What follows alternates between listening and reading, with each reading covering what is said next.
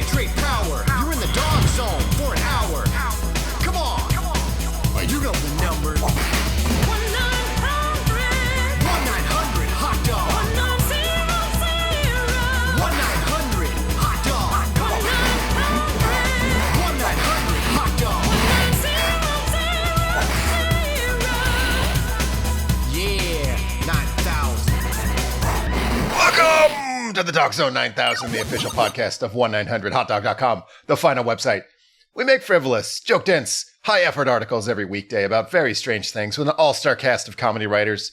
We do not have ads other than this stupid crap I'm reading right now, so we need your support at patreon.com/1900hotdog.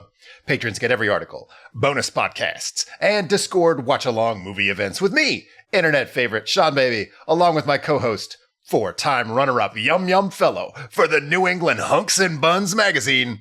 He's the great Robert Brockway. Ooh, I wanted Yummy Boy real bad. Yummy Boy. I'm really sorry to do this. Can you skip me and do Dan's intro and then come back? It'd be my pleasure. Our guest is a founder and editor at Defector Media and chief director of the Yum Yum Hunks and Buns Fellowship, Philadelphia's own DOGGZZONE favorite, Dan McQuaide. For once, I don't want any follow-up questions. So, because I want to know why Brockway needs to go second. I'm excited to learn. I'm really sorry. I'm sorry to you guys. I'm sorry to listeners. I'm really rusty. Like, I haven't been doing this for like 4 months now, and I've forgotten a lot of how these things go. So I just realized that I forgot to torture you with AI puns when it was my turn to host last time during the Cryptid podcast. And that I looked, they didn't actually have Connecticut-specific puns. So here are 15 state puns from the AI pun site, punsteria.com. These are particularly dire, and I'm giving you 15 to make up for missing the last time. Alaska. What do you call a bear with no teeth? A gummy bear-aska. Oh, I wouldn't have got that. Ever. These are... I understand states less than a lot of things. Why did the grape go to California? Because it wanted to become a raisin charge. Oh, yeah. See, I knew it'd be raisin based, but I'm not sure I understand. I don't get what that second means. Part. But it's always probably so a Rodney King reference. If I had to guess, it was a Rodney King reference. Raisin charge. A race charge? No, I can't get there. Can't get there. Why did the cowboy become a baker? Because he needed dough last Texas. Well, that's just solid comedy writing. I mean, that holds up to all scrutiny. I'll warn you right now, that's the closest it gets to a joke. Whatever that was. Yeah, it started with that was at least for... It was like, it needed, and then there were 70 more words that made it not a joke. Dough less Texas. Right? What? Doughless. For Arizona, why do cacti never seem sad? Because they always find a prick-turek view in the Arizona desert. And I did not mispronounce, there is no S. It's a prick-turek. Prick-turek. I'm not even sure. Maybe I'm stupid, but I don't even know what that could be trying to go for. I think it's going for picturesque, and it came out with prick-turek. Prick-turek. No, that's good. Maybe I would have got that eventually, but I don't think so. What did the dice say to the gambler? Don't roll ect, Nevada. I don't roll ect. ROLL-ECT. Don't roll ect, Nevada. Neglect? Forget? Neglect? Forget is don't no neglect. C. That's what it says on their license plate holders. Don't neglect. Nevada. Really passive. Nevada, we're all right. Come on. Colorado. Stop making fun of Maryland. I think that's what it says on there. There's a lot of license plate holders like that. Colorado. Why did the mountain start a band? Because it wanted to rock and roll-a-rado. Oh, that rules. It's fucking stupid if that doesn't go on their flag. Because it wanted to rock and roll-a-rado. I thought it was going to be a rock band, right? Why did the mountain start a band? Something about a rock band? No, rock and roll-a-rado. That's why the robot gets paid the big money that they used to pay humans. What did the tree... I'm sorry, this is Oregon. What did the tree say to the lumberjack? Leave me alone again. Wow. Leave me alone again. I like that it did this with Texas too, where it made the pun, leave me alone, and then it just added part of the state and name. then just add a chunk of the state. Yeah, it's an interesting way to build a joke. I don't know where it got that. Like, I'm so glad you there's thought no that data was... it could have scraped. I'm so glad you thought that was interesting. You're going to enjoy the rest of these. Montana. Why did the buffalo skip the gym? Because it was already Bison Fit Anna. God damn it. Jamie, we can cut all this. No, we can't. Jamie, goddamn it, leave it in. See, this is... I carefully calculate the like unbearableness of these to end at 10. We're at 10. You get your bonus ones now. This is why it feels like, okay, that's enough, because normally this is enough. Michigan. Why did the car feel tired? Because it had been driving Michigan and back. God damn it. Michigan and back. I hate that, like, just the natural way your brain wants to solve puzzles, right? And then, but you know there's nothing there. Like, there's nothing to be solved. It's like the robot has built us this maze we can't escape, and it fucking pisses me off. It's got the, like, cadence of a joke down. It's so weird. Yeah. It's exactly like, oh god, this is a deep cut. It's like the cockroach monsters from Mimic. Does anybody remember that movie? Probably just me. Okay. I think so. The whole deal was like they evolved to look kind of like a guy in a coat if you weren't paying attention very well. Yeah, that sounds familiar now. It's like, that's what this is. Like, these are the cockroach monsters from Mimic of jokes. Oh, okay. I'm looking at a photo. I can see. He looks like a Resident Evil character. Like, yeah, but like in the movie, he's always seen from far away in like a subway, and people are like, "Oh, that's just a guy." But then if you look at him for a minute, you're like, "Oh, that's a cockroach monster." All of these jokes are cockroach monsters. Right. Especially this one, Hawaii. Why did the palm tree go to the beach? Because it wanted to see its wave eyes. Well, that one's great. Most of that was delivery. I credit you with making that work. But well, you see what happened there is that it tried to just add Hawaii to the end of it, right? But it ends up. But that means scream. But that means a scream, so it phonetically spelled a scream. I don't get why this is Ohio, but here's Ohio. Why did the math book look sad? Because it had too many problems to solve. Ohio.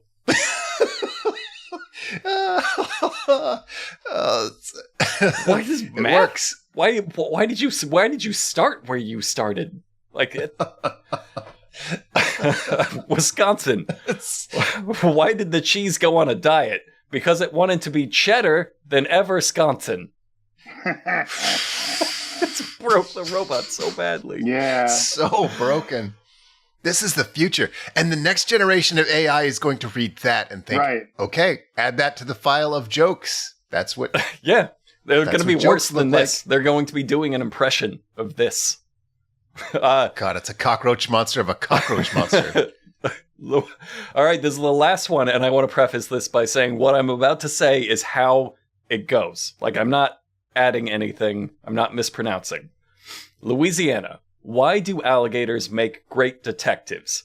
Because they always solve case anal.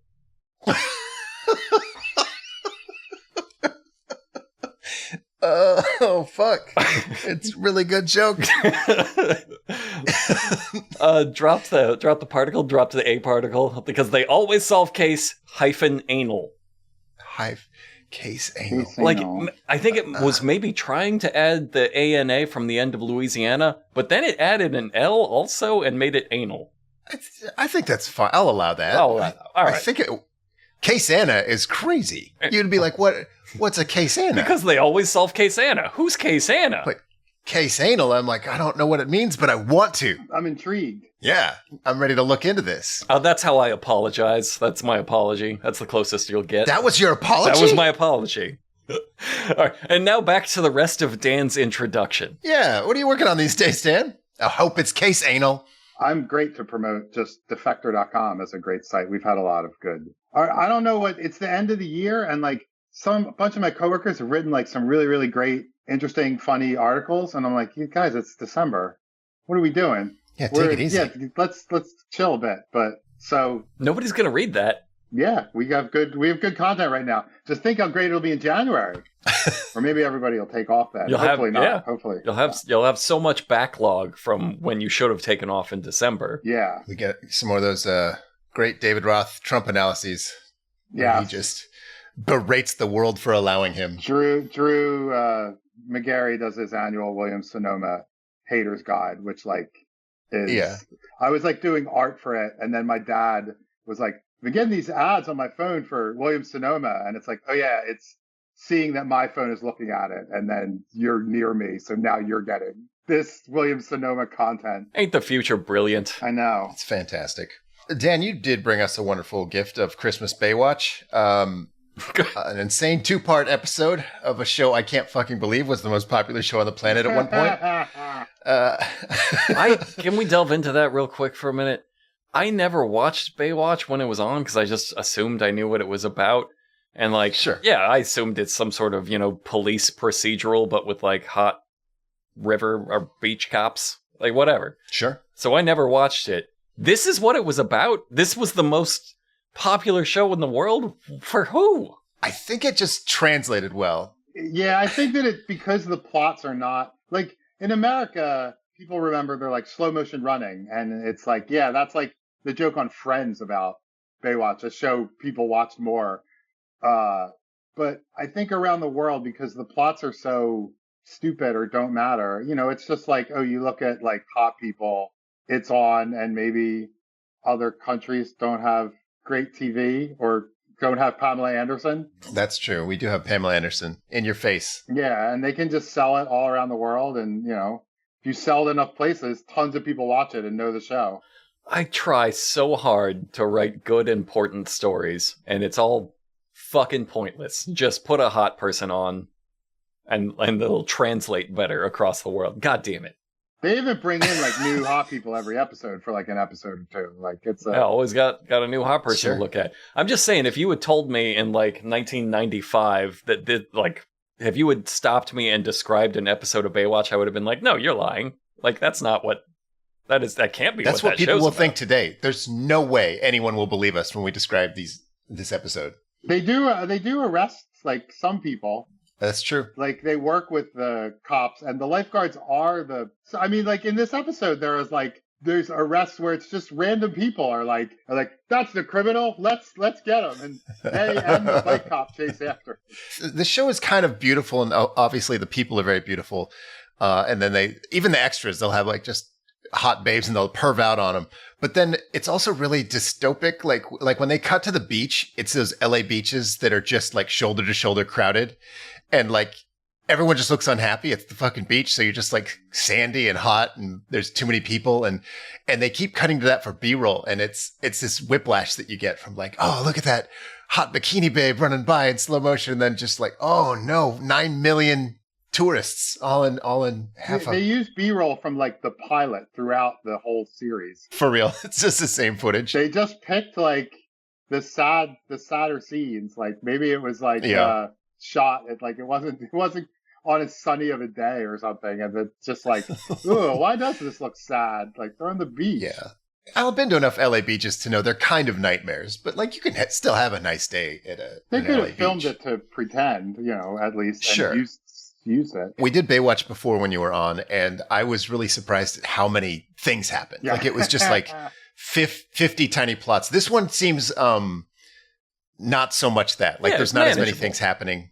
There was Yeah, still I way too think- much, but it was like Way too much. that a human brain could contain. I think that is that how the show went? Did they get like lazier as the show went, or is that just? I think as they added more characters as the show went on, because like any show is trying to keep it fresh. Or Pamela Anderson leaves, Mhm. and they're like, oh, we got to replace her with 3 people. Right. And they want a more diverse cast at a certain point, and they try to give. Now sometimes they bring on somebody and they're never in a plot, but yeah, so this is an example of one of my favorite types of Baywatch episodes where David Hasselhoff thinks he's better than the show Baywatch, and considering I've watched it all, considering the show does get markedly worse the less he gets involved, he might be right. Maybe he's right. Yeah. But you can smell the David Hasselhoff ego. He doesn't want to get involved in the stupid plots. So he's not involved in the elves plot in this episode. Okay. But they go too far because his plot is his new girlfriend is dying of cancer.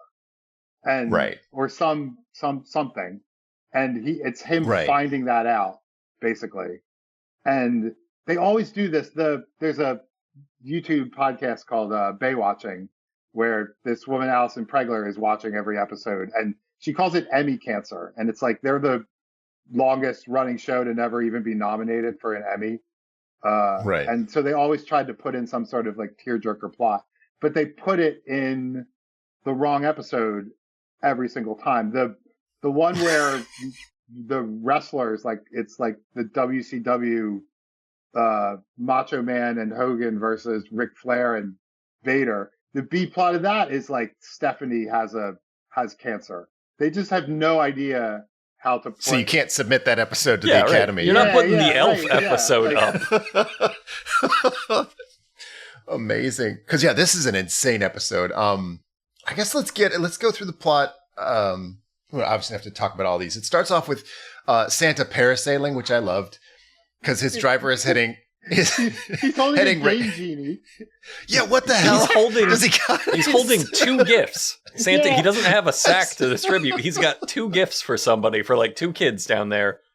And that's it, one gift in each hand. It's the weirdest. It's the last one we watched where the homeless guy was like sleeping in the barrel upright, and he had like Famous Amos and something else on him. It's like they got product placement and they don't know, like, they're like, well, we'll just put it here. And so it's like Santa holding a game genie, parasailing into the ocean. It looks it makes it look so much more intentional than surely they meant it to be. Yeah. It's like, I was like, oh shit, what is going to happen with this game of oodles? Like, this is like, he's going to do something with that. He's going to land, and then all the cast of Baywatch will play oodles and a game genie. And they're like, no, why did we do this? Also, I thought it was kind of a hat on a hat that he was parasailing, and also the guy that was driving the boat was also a Santa. Like, that just... Yeah, too much. Plus, it almost looked like he was escaping with the board game and the game genie. Because he's kind of clutching them, obviously, because he's like, you don't careening have a through sack. the sky. You took that away from a child. Yes, what kind of Santa? Yeah. It's a Santa smash and grab. But his driver is heading straight for a bridge because he's so mesmerized by Sky Santa that he forgot, like, probably the most important part of his job, which is not to drive your boat into a bridge. Yeah. And then he turns to not hit the bridge, and we watch Santa slowly, like, gently go towards the ocean, just a few feet from the shore. And the show plays this like it is the most dramatic thing that will ever happen. Like, they all rush into action to save him when, like, how far he falls away from the beach, that water could be tops 14 inches deep. Yeah. Like, nobody would rush out. Everybody'd be like, oh, he's going to land real gentle in that nice, nice surf. Yeah, they talk about the slow motion running. They're actually just jogging in the scene. Like, they jog down the beach to get to this guy. They thought it was going to be, they forgot to make it slow motion. I mean, Christmas is at stake. If I was a lifeguard on that beach, I would be like, fucking red alert, Santa is falling from the sky. I mean, it's not serious, he'll be fine, but like, the optics of just letting Santa just take care of himself after I don't know. Hasselhoff has an all-hands meeting to remind everyone that Christmas is warm in California. I think this is probably for us, the viewers' benefit, but like, it feels like a weird thing to like bring up during a work meeting. And it's the entire meeting. It is a great exposition, yeah. It's like, great meeting, everybody. Christmas in California is not snowy. And now, this is kind of a trope on TV, but like some of the characters like have had bad experiences with Christmas or like want a white Christmas. So with Mitch's girlfriend, Hasselhoff's girlfriend, wanted to see snow. And she says, it's my last chance for a white Christmas. And he's like, oh, he just totally misses it. It's like the music gets all mysteriously sad, and Hasselhoff misses this entirely. She says it and then like looks down at the floor and heaves a heavy sigh. Like, I've never seen an episode of this plot line before. But instantly I was like, oh, she's dying of cancer. Yeah, she's dying of cancer. Because if you say that, it couldn't be more clear. You're dying of cancer. Like, only Hasselhoff could miss that. He missed the secret message so hard. What he did was he grabbed Pamela Anderson, just the hottest girl on the planet, to come dress his girlfriend up like a Christmas tree.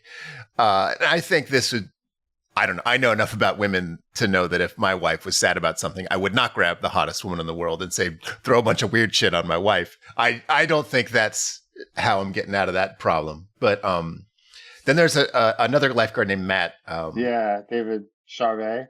Something like that. He just leaves because he doesn't want to compare Christmas memories because, I'll just let him explain. I took a clip. Matt, is everything okay? Yeah. I just didn't feel like standing around and comparing Christmas memories. Why not? Because I don't have any.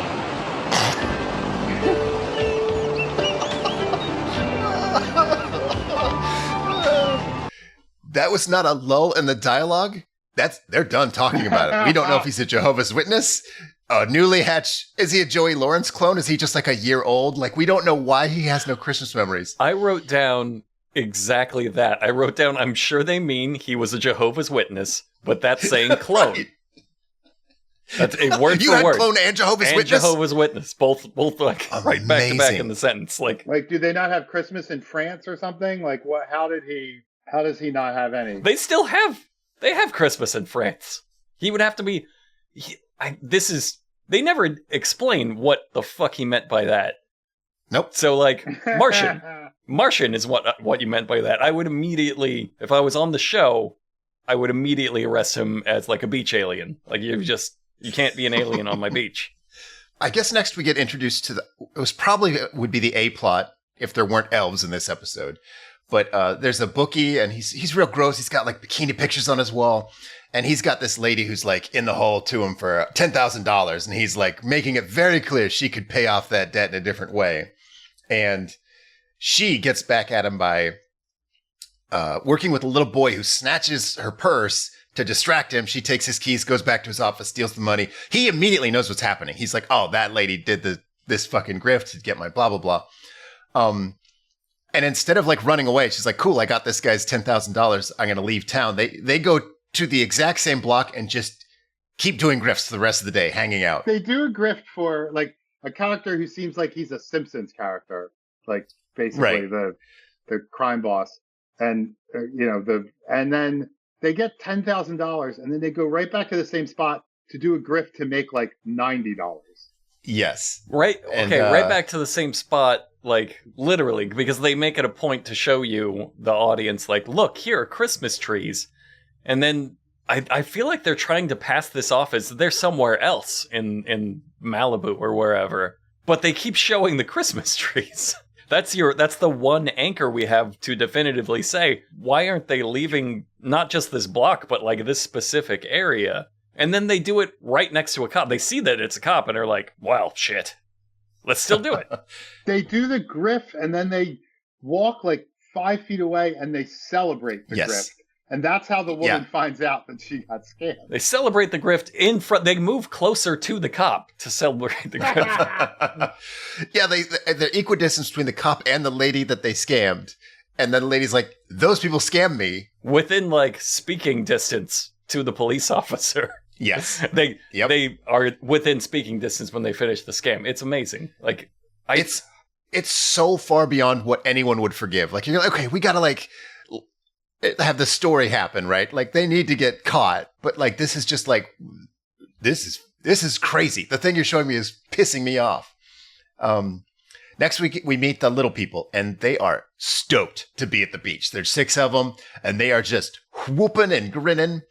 And they go right up to David Charvet, and it's so weird. I took a clip of this intro. It's a little bit long, and it's completely insane, but please enjoy. I picked this spot especially to be near you, a lifeguard. My colleagues and I are here on vacation. My name is Benjamin, but you can call me Benny. Benny, it's nice to meet you. My name's Matt. Nice to meet you. We all really needed some time off, and we decided sunny California is the place to be. Is this your first time out here? Well, we've flown over the area. It's beautiful here. It's freezing where we come from. They're really trying to lay it on thick that these are Christmas elves, but like, elves do not fucking fly in Santa's sleigh. And They do on this one. They're just hanging off the side for dear fucking life. yeah. So that was annoying to me. To just walk right up. We chose this to be next to you, a lifeguard. You're like, that's fucking weird, man. What does that mean? Yeah, we're just big fans of lifeguards. Are you bad swimmers? Anyway, I loved it. I love that this could just enter into a human brain. Like, let's have some Christmas elves come to the beach. I love the casting they did with the elves, because there's like, Two they're get saying... lines. Two of the 6 people they cast. Right, but look at them. They're also like, we have never seen the sun in our frozen North Pole, and there's the most tan little person I've ever seen, and Yes. she is fucking jacked. Like, she is She's out there. completely jacked. If you ask for weights, she's the one that packs them. The prostitute in Total Recall. Right. Yeah. There's also another elf with like another deep tan, a bald spot, and a gold chain. So like these elves like to party, is what I'm getting from this. And then the main guy, the guy who said Benny, that's Mickey from Seinfeld.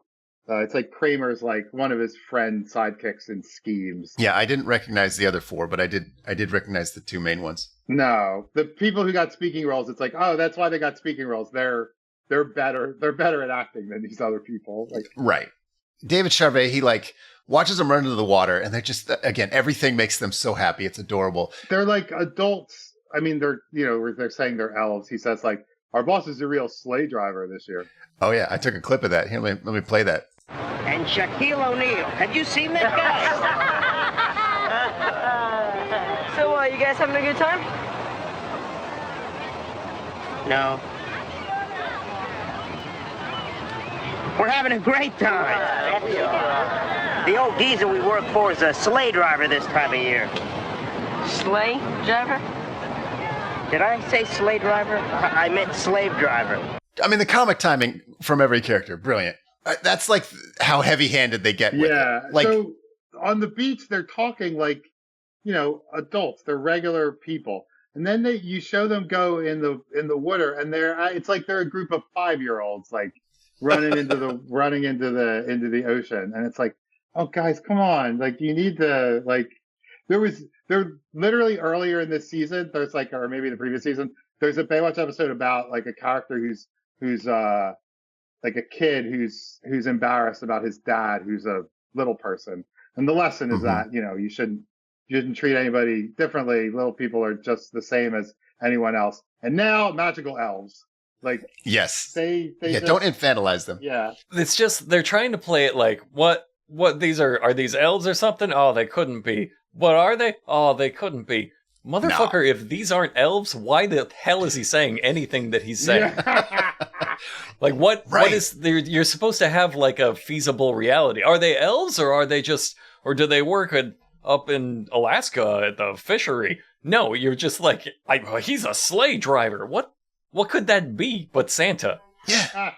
Yeah, there's no other end to it. Yeah. Pam Anderson is working with a bunch of kids, and she meets a priest, and he's not in his priest uniform, he's in his shorts.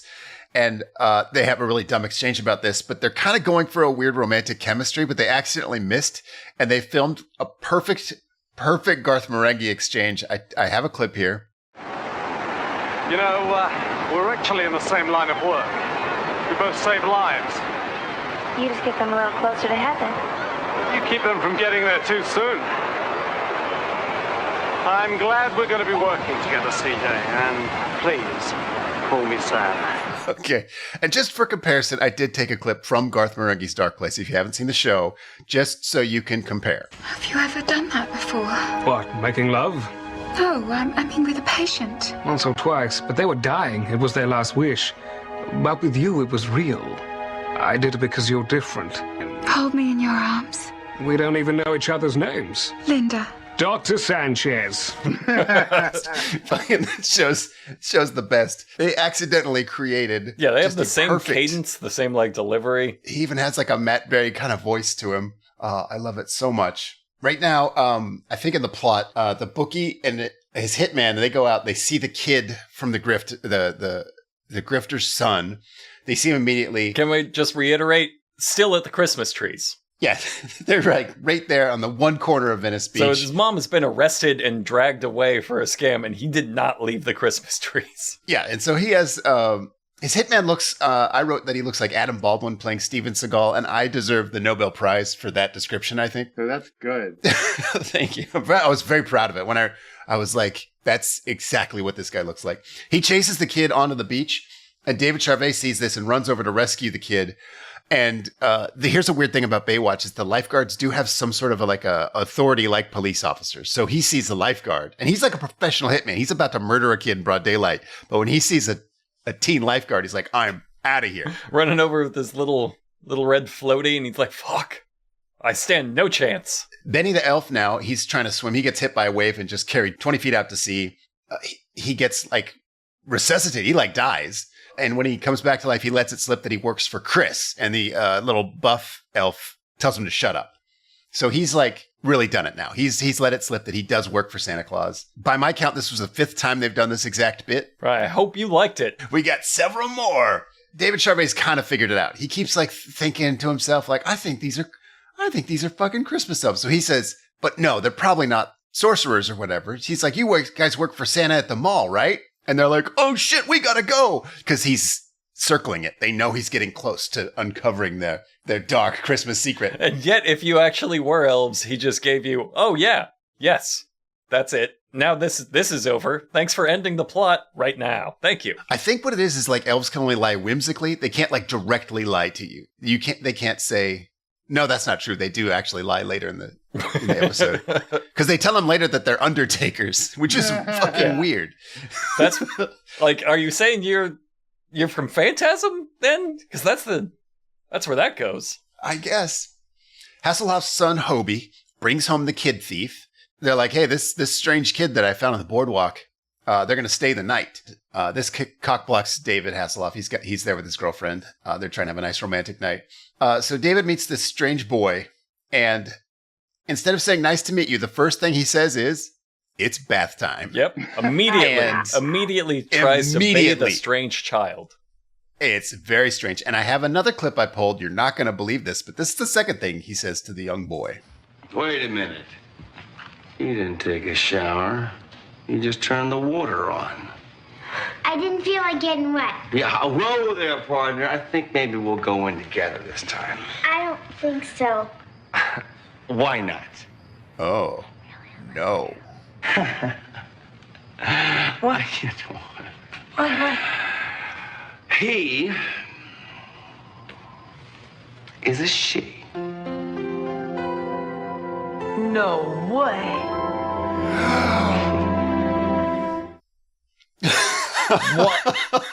What is that moment? Why are they shocked to death that this like 7-year-old child, like they got the gender wrong? Like, yeah, it would never surprise me to learn that. And they play it like this is the revelation of the episode. And he doesn't, it's like Hasselhoff doesn't even figure it out. She just tells him. The door would have been closed when she went for her bath shower. Like, yep. He still wouldn't have found out because he's an idiot. He didn't find out till she was told. There was no reason for any of it. As a writer, they're like, okay, we got to do a gender reveal. We got to like say, okay, so this is actually a girl, not a boy. How do we do that? Oh, I mean, they'd have to get the kid naked and turn it upside down. Like, how do we get there though? Okay. But this is like, it's an old trope to do the like, oh, the gender was wrong. That's the big shocker. Like, you were the best soldier in our squad was a girl all along, but you need like that extra thing of like, that's why it's a shocker. And you're not with this 7-year-old there child needs to be some reason who has long hair. It turns out I got their gender wrong. Yeah. Fucking happens all the time. Right. Just all the time. Yeah, she has to like win a wrestling tournament or something that like you wouldn't expect from that gender or whatever. Like, you're the greatest floral arrangement child I've ever met. Show her being like more rough and tumble than you would think. Like she's just real just cussing up a storm, just grabs Hasselhoff by the cock or something. You're like, what? No. Maybe not that last thing. Jamie, we're going to have to cut all of this. Jamie, go back in time and take this out of the Baywatch episode if you could, please.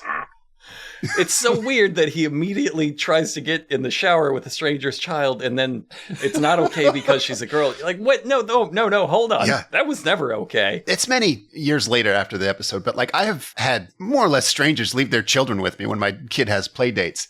The idea of looking them in the eye when I say I gave your child a bath is so impossible to me. That's just the chances of that ever happening are so close to zero. Like if that kid was hit by a skunk, I would not give somebody's child a bath. Sitting outside is what's happening. I'm just like, yeah, sorry, your kid's covered in skunk. I would have bathed them, but I'm not their parent. That'd be fucking crazy, right? It's just, and then you're left to assume, okay, that like there was nothing to make this a shocking reveal, but they're all playing it very shocking. So yes, it must be later this is going to come into play, right? That there's going to be some shocking reason that yeah, surely we'll see, right? You're right. It's going to definitely come into play.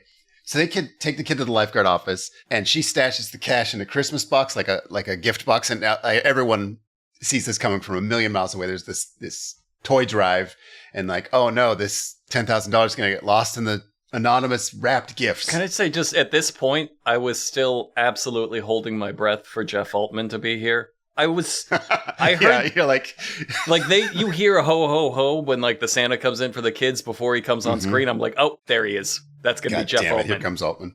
Yep. I can't believe it wasn't. It wasn't. I was actually shocked by that too. I thought this is Dan's trying to get us to see some more stupid Jeff Altman stuff. There are some more Jeff Altman episodes. There's like 5. So yeah. I'll get to you eventually. And he's never the same character. This just felt like an Altman, man. I could just feel the Altman in this one. I was like, you got to find a place for him. He's the next He was hanging around the set. He was trying on different costumes while they were filming this. Like, huh? What do you think of the circus clown in this scene? What do you think? Deadbeat dad. But yeah, Hasselhoff is starting to figure out that something is weird about this shitty hobo cross-dressing child who won't get nude with him. He's like, there's something about you. But then Pam Anderson is back with the hunk priest, and it's weird. I have another clip. The children love you.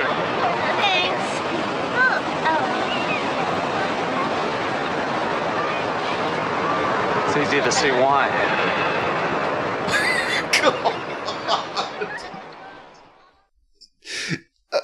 I just left all that silence in. I will give her credit here. Like, the joke was that she was a terrible actress at the time. I don't think I've seen I never watched the show, so I couldn't really judge it. Right. She sells that look of like, oh, this took a turn that I don't like, but that I was kind of expecting, even though he's a priest. Like, it's a complicated emotion that comes over her, and she plays it with just a look. And I realize that's because that's like her whole life. It's that's like her life. Every time she interacts with somebody, like she's waiting for this turn. And like this poor fucking priest, like the first time he goes to the beach, he's hit with prime era Pamela Anderson. He just, like, she had to have known. It's like firing a tank cannon at a groundhog. Like, he's just a crater. She has never met a priest that didn't try to, like, leave the cloth. Yeah, you renounce your vows. Hold on. Luckily, a child, like, falls into the ocean. Oh, don't undersell this. He chokes on a candy cane. He's like deep-throating it. He's deep-throating a candy cane on the beach. That's a crazy choice, because there's a lot of sand. Yeah. And then a huge, like, rogue wave hits him. And what that does, it doesn't just pull him out to sea. It causes him to choke on the candy cane and then pull out to sea and then drown. So this kid is dying 3 ways. And Pamela Anderson just, like, knows he's gone. She, like, turns around and she's like, there used to be a kid on that rock. I know he's on the bottom of the ocean. And she just dives in and finds him. That's how good she is. Or how much she wanted to get away from that conversation. They have to resuscitate the kid. And I thought... Yeah. I just, as a mad impulse, I thought they were going to do like a House MD thing here where they resuscitate him and then like, oh, this should be working. Like, what's wrong? Because he's still choking. Right. No, they immediately, because somebody came in from off camera and says, he was eating candy. And they're like, oh, okay. So they like Heimlich the candy out. But then why add the wrinkle if you're not going to play with Agreed. it? Like, it Agreed. did nothing. Why make the boy a girl? Yeah. So now there's some zany elf music, and we see that Benny the elf he breaks into the lifeguard station and decorates it for Christmas, but not like, if you've seen the movie Elf, it's not like a supernatural amount of Christmas decoration. It's like, just like 10 things, like some tinsel he went to the party store and bought some stuff. But David Charvet sees this and he's like, what? And it's just this Christmas wonderland for him. And then the elves vanish. Like, it's our first evidence that they are magic creatures. Joey is the little girl. She hatches a scheme to bail her mom out of jail. She's going to bail her out with the money, the very evidence of the crime she's being held for. So she just starts tearing open presents trying to find the money. Hasselhoff catches her. And he's like, all right, no, you don't open the presents yet. Like, he doesn't give a shit at all. If I was in a lifeguard station watching some kid just open all the charity gifts, I'm pissed. Like, that's an unspeakable child crime.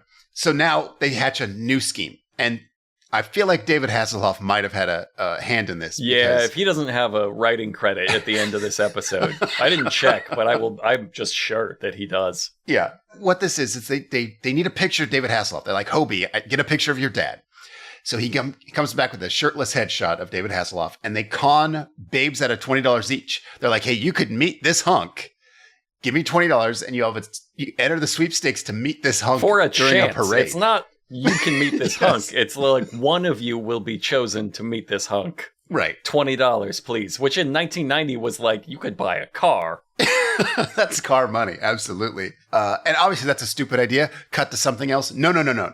We have to sit with it during a full jazz Christmas montage of them showing this picture of David Hasselhoff to bikini babes for like 5 straight minutes. It's incredible. Yeah, this show is known for its montages. This is the longest one, I think, in this episode, and it's so strange. This is what the producer meant when he said, I can get you on Baywatch.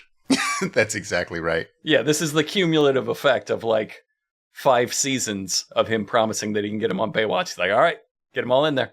Yep. Some of them got speaking roles. The evil Steven Seagal spots the girl, and he knows it's the little boy from yesterday. He's the only one that recognizes her, regardless of... It's very progressive. He's a really progressive goon. Great goon. And again, this would have been a time when the gender switch would have been useful, because he'd be like, oh, I don't know who that little girl is. I'm looking for a little boy. But no, it doesn't work. They don't use it. They have scenarios to use it. Why did you do this? They do a very strange chase sequence. They go under a boardwalk, and they just sort of have it feels like 4 hours of just like running along this fucking boardwalk. They get a report of the kids, so now everybody knows that that's what's happening. So they send the lifeguards down to the pier. They drop the money they made from the Hasselhoff headshots. I have everything that happened in the plot. I wrote down. I don't know why. You don't need to know all this. The stakes here are that they're worried that the little girl's going to fall in the ocean. But again, they're on the pier, so they're several feet from the shore with like all kinds of structure to hold on to.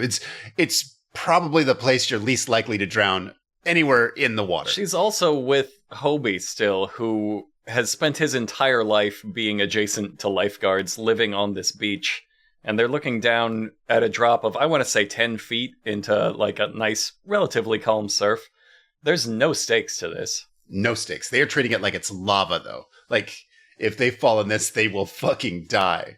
And she does. She falls, and the show treats it like she's gone. Like, even the goon is like, well, I didn't get the money, but I saw a kid die. Time to clock out. The goon, like, kisses the air. He's like, mwah. Yes. The goon gives a chef's kiss to child mortality in general. He's perfect. like, yes, a child. Couldn't have hoped for a better outcome. I'm going to go back to my boss empty-handed, but let him know that a kid died. The way this episode ends, the like actual shot, the setup of this is so fucking crazy. They have her fall. She runs out, she falls through the rotten boards of the boardwalk and is like dangling above the water that they think is lava. And then like Hobie, the David Hasselhoff's son, is like desperately trying to hold on.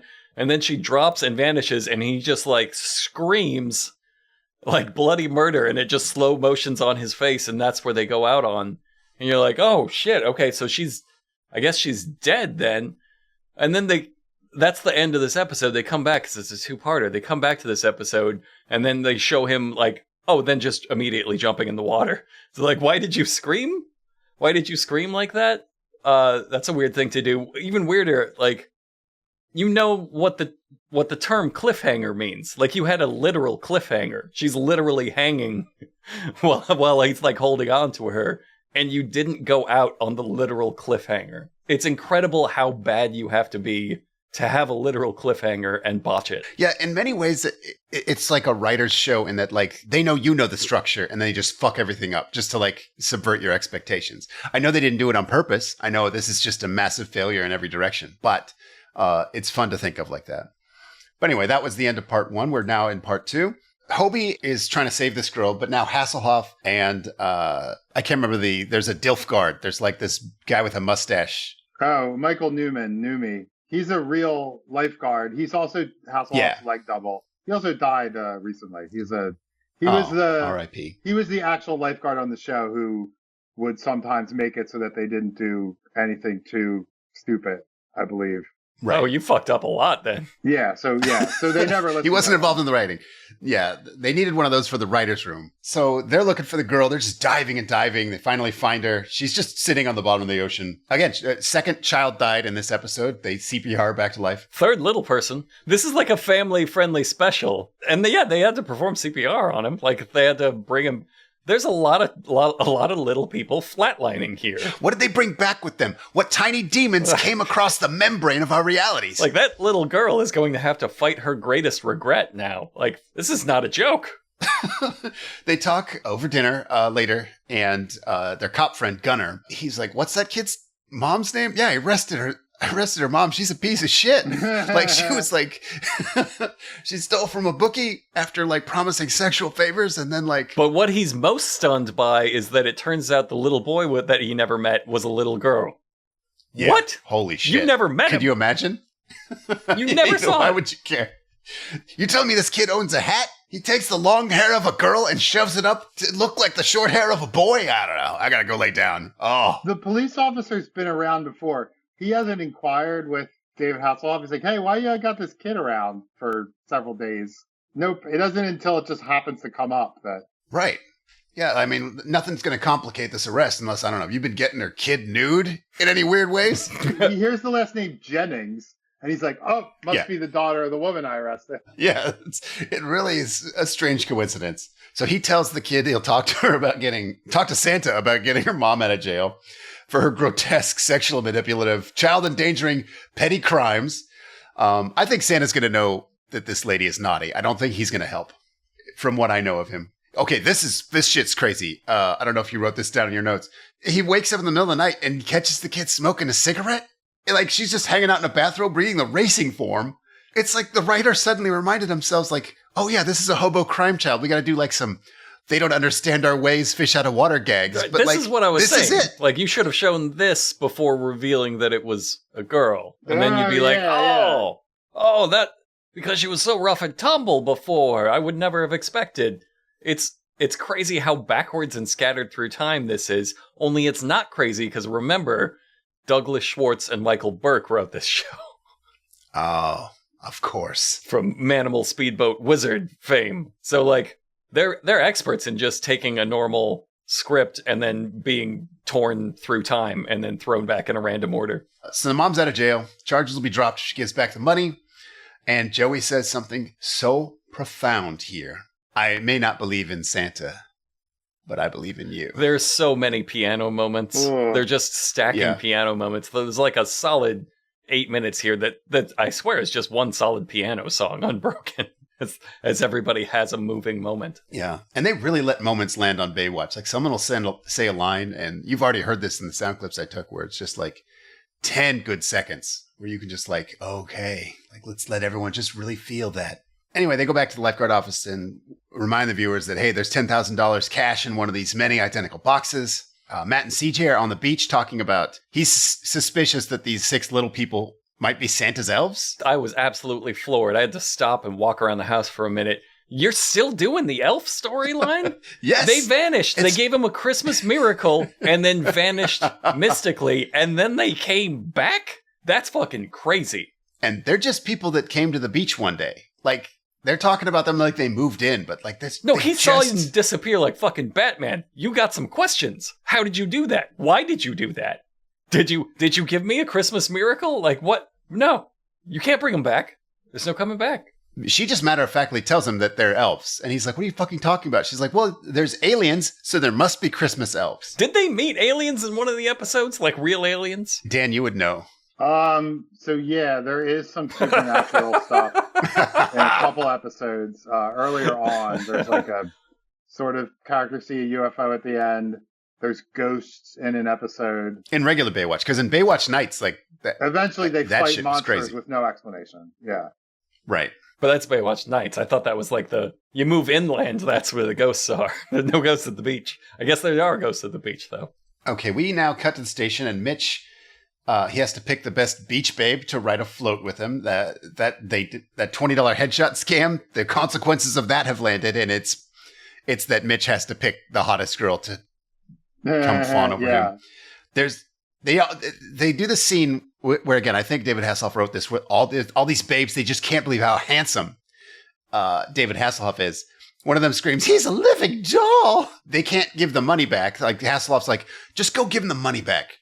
And they can't because they dropped it in the ocean, like the 4 feet of water. The people who gave the money they weren't told where to go. They weren't told like what they were going to get. Right. Like, they willingly give up the money. They met Mitch. That's all. He could just do hand stuff with each of them, and they'd feel like, Yeah, really. You delivered, like, you got promised the chance to go hang out with him for a minute, and you know what? The promise was just that one of you would. You all got it. You're all winners. Yeah, that's true. That's a good point. They all got to be near the living doll, David Hasselhoff. That's enough. Tracy's back at HQ, and her hair she's brushing her hair, and her hair is falling out. So that's the second signal that something's wrong with her. I looked her up, the character, and the first thing in Google's summary is she is the second character to die on Baywatch. So the hair falling out it's not good news. But that being said, Google is broken and insane now. So that may not mean anything. I don't know. Maybe her character's alive and well. Not counting all of the ones that died and came back. Right. That's true. Yeah. As I Googled, I found out there was one of Mitch's girlfriends, like, came back as a double and was like an evil version of her. Oh, yeah.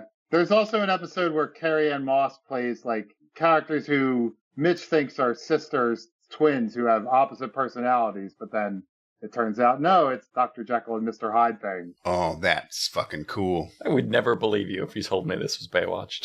Did they do a Christmas story? Like, does he get visited by ghosts? Did they do a Serrano de Bergerac? The ghosts are at a hotel earlier in the series, I suppose. Amazing. What a show. So the priest meets up with CJ, Pamela Anderson, and he confesses he can't be a priest anymore because he's in love with her. And again, she's probably used to this. Every priest she's ever met has done this. Mitch has a weird little Christmas party set up. He invites Tracy to the special Christmas that she always wanted before she dies. And he does that with a little card that he writes, "Let us dance to the mutual rhythm of our hearts." That's fucking amazing. That is, I would not assume that is romantic. That is some shit like a bad guy says before an anime sword fight. Like, that's... I would not assume he's going to murder you. Yeah, that's like a serial killer challenging you to a duel. Like, I would never have gotten the Christmas party from that. So back at HQ, Pamela Anderson's kind of troubled by the fact that this priest is going to leave the cloth because he's in love with her. And Mitch gets mad at her. He's like, "Your hotness has been a pain in my ass since I met you, but it's too far. You can't trick priests out of being priests." I had some trouble with that. I was like, yeah, that's fucked up, man. She's not her fault. And then he goes straight from this to lecturing Joey's mom for being a grifter. A lot of the show seems to be David Hasselhoff telling hot ladies how they could be better, which that's fine. That's one of my favorite hobbies. The priest is back in his priest costume, and CJ tries to let him down easy, but it's just a big misunderstanding. To her credit, though, there's no other way to take a lot of the things he was saying. He was staring right into her eyes, talking about how wonderful and beautiful she was, and how any priest would leave God for a pair of her dirty socks. Yum, yum, give me your feet. He's using the Deeble pickup lines. This doesn't scan as how the writers wanted this to land of embarrassing for CJ. It scans like that priest is doing some work to recover. Like, he realized he fucked up absolutely. And is desperately trying to cover. He's gaslighting.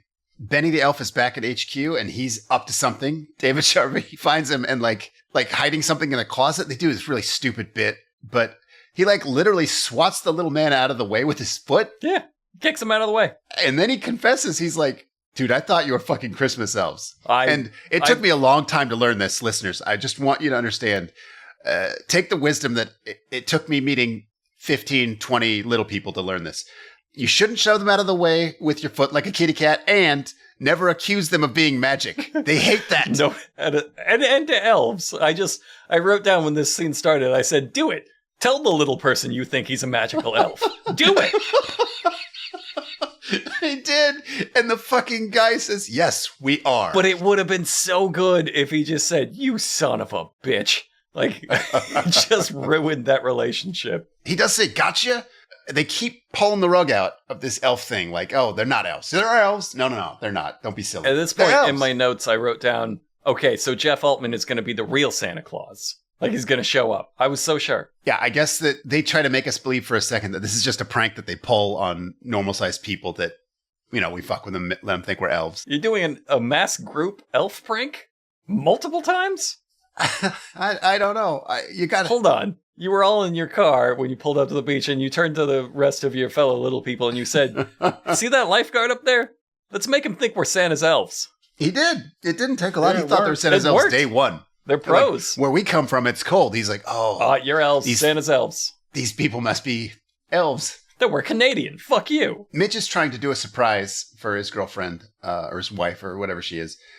And they know about it with their elf inherent surprise abilities, I guess. So they help him set up a snow machine outside the office. And it's everyone thinks it's a Christmas miracle. They go frolic in the sticky ass artificial snow. They all look like they're going to just die of every skin disease. Like every time this snow sticks to human skin, you're like, oh, it looks real gross. It's foamy. It's sticky. It's not.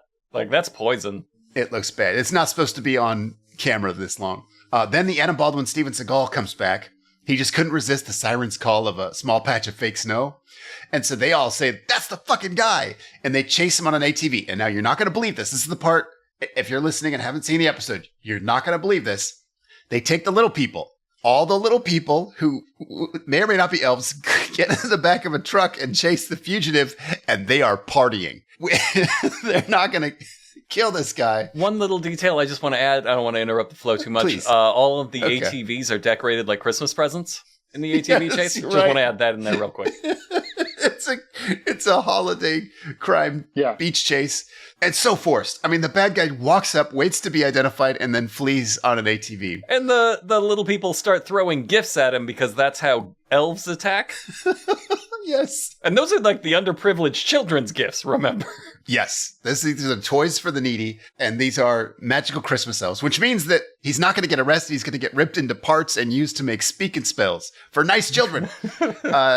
They're throwing presents at him. He must be losing his mind. He must be glancing back and seeing this and being like, this can't be happening. This is a truck full of little people throwing presents at me. They don't even come close to hitting him, but he wipes out. They storm out of the truck while Santa Cop watches. He's not saying, get the fuck away from him. He allows these civilian little people to beat him and hold him down. He beat the shit out of him. It is not, they were so whimsical with their attacks. Like, oh, we're going to throw gifts at you to make you crash. I thought they were going to like tie him up with tinsel. No, they beat the shit out of him. The hot one definitely has the strength of two full-size men. Yeah. Absolutely. Yeah. And look, I don't know if this invalidates his crime, but this guy's lawyer is going to mention the details of this arrest. He is going to say, the cop watched while 6 civilian little people beat me and detained me. They give the priest a random toy, which is a weird, but it, of course, is the one with $10,000 in it. And the grifter mom sees it and says, like, let's not steal the money. We're good guys now. What if it had been a Barbie? Like, why did you do that? Yeah. Here's a Barbie, weirdo. I guess he could have given it to a kid. Oh, yeah. But it's weird to just give him the one. You'll never have CJ, but here's a replacement.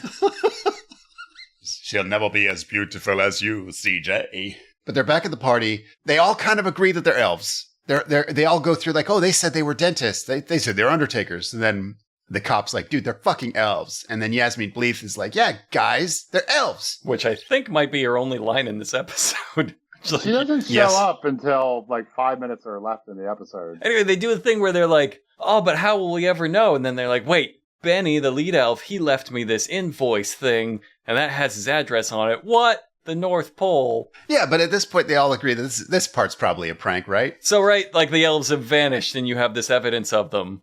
Just want to mark that moment.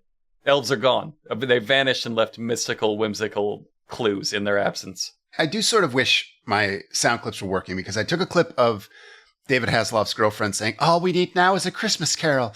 And she has not even finished the last syllable of Christmas Carol before David Hasselhoff is right in her face going, Silent Night. And I didn't clip the whole song. I just wanted everyone to know how long it takes for David Hasselhoff to start singing if you mention singing to him. Right he was in your face. fucking on Like, it. that's aggressive. Yeah, just like a bear trap. They zoom out and show you like, oh, everybody here at this Christmas scene is joins arms and singing, and there are the elves still there, right next to them. You could ask them. Oh, right. The elves are They could still have there. asked them, yes. You fucked that That's up a very so good hard. point. They vanished like Batman, and they're still there. They fucked up every detail, every storytelling technique. The one bad guy was hired to retrieve some money, which is probably fair, like a bounty hunter, I guess, to take back your assets. He just turned out to be a child murderer for no reason. But luckily, the elves, kicked his head in. So everything's cool. It's a Baywatch Christmas. Einstein 100 Frankfurt. Einstein 100 Frankfurt. Unser Podcast genau. Und mit maximalen Schau. Dogg Frankfurt Podcast. Korrekt. Ja. Der Kraft ist nicht gratis, nicht ohne. Schick die in die Hundezone. 4 eine Stunde.